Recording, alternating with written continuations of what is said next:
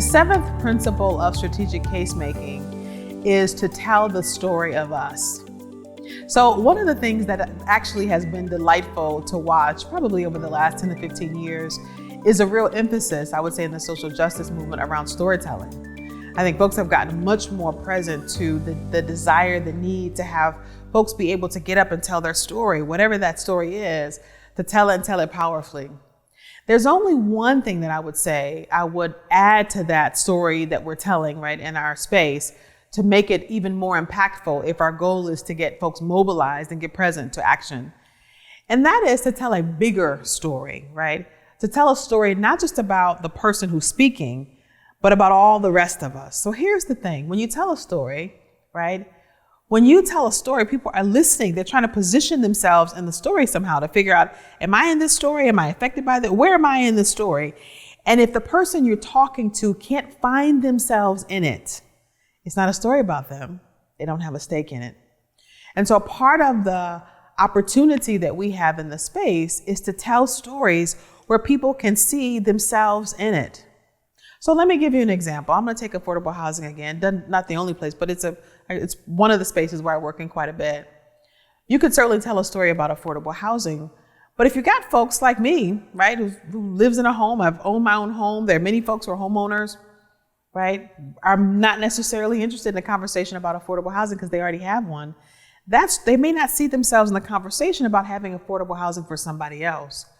So the opportunity is to tell a story that has it lift up a way that people see themselves in it. So I may not personally need affordable housing for me and my family. We've got that, check that box. We've got other boxes to be checked, but at least that one is checked.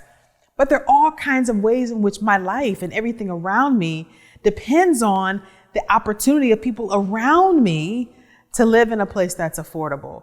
From the teachers that are in my child's school, to the folks who bag the groceries at the grocery store, to the coaches who coach my son's Little League and soccer and all the things there, to the folks who get coffee in the morning at the coffee shop.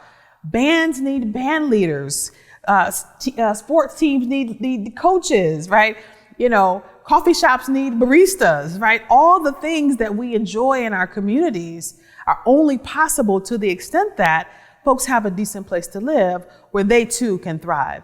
And so when you tell a story that's bigger about all of us, right? All of us needing affordable housing, not just the folks who at this moment may directly benefit from those programs, but everybody needing affordable housing. You just told a story that I can see myself in, that I know where I fit in that dynamic. I know why it affects me, and I know how I can be part of the solution that has to get there. Jonathan Gottschalk, he gives a quote and he says, "We as a species are addicted to story. Even when we go to sleep at night, we keep ourselves up telling ourselves stories." The power and possibility of stories and having people see themselves in it is critically important. And I'll just say this one last thing. If people can't find themselves in your story or they can't see themselves in it, they're not going to lean forward. They're not coming to your party, right? When they can see it, you got a better shot of making them at least thoughtful about the role they play and potentially about the decisions they can make to help you in the work.